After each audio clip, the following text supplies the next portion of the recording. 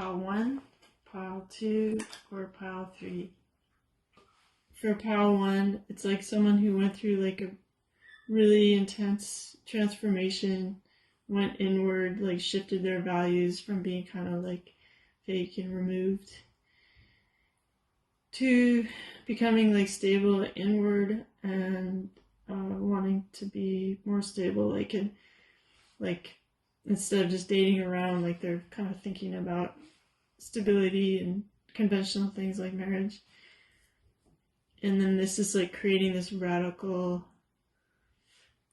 love of like the daily life, and it's just feeling more alive and more inspired and saying goodbye to the old self and just really taking part in like all the pleasures. Like in some other decks, the 7 of Cups is like a lot of choices and stuff, and it feels more sketchy and mysterious. But in this deck, it really feels like being so centered and connected to all that is creating like multiple opportunities of like joyful,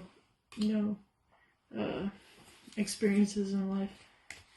So that's nice. So that's what the partner is like in pile 1. But I do feel like there's some rejoicing in this figure. Even though this tower is blasting, there's some sort of relief and joy, because like maybe they didn't like what they were working on because it was causing them so much stress and focus and disappointment.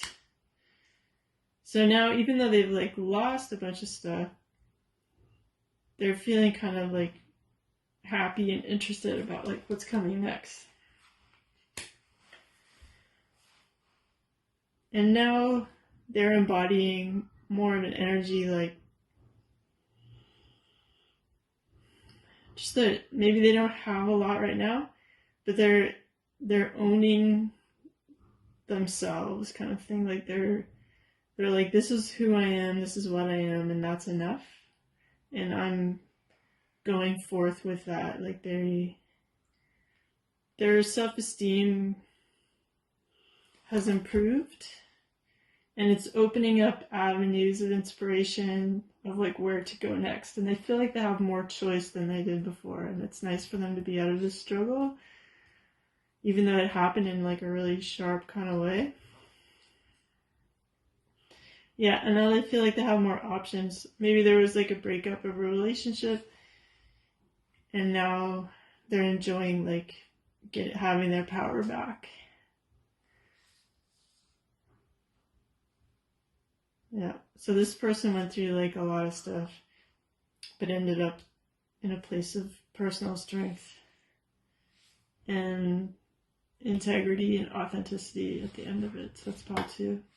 They felt like they had like many different avenues to go down. Like maybe too much choice and like too much kind of ownership of like too much like staying in their place, like and having this kind of like shake up where you're like losing that stability created this situation where they just became more heart-centered and like, well, what is my mission? Where am I going? Like, what do I want to offer? And, to go from an emperor and like lose that status to being like back to like a Knight of Cups made them decide like, I'm gonna go after someone with a good heart who's like, who's ready for love, who maybe won't be causing, who I won't have to feel like defensive towards so much.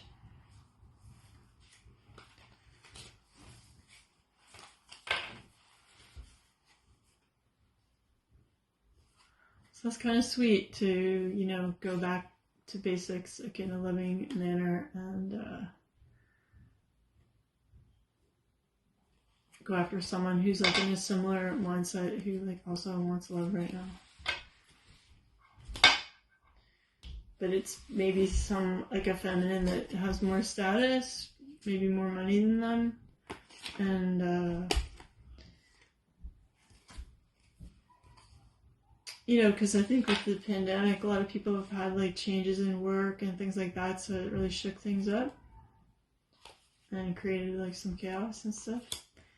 So it's like kind of like in Paul 2, getting a bit back to basics and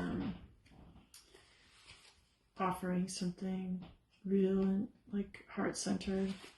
So if there's some link between like Paul 2 and 3, you might want to listen to that one too. Alright, thanks for tuning in. Bye.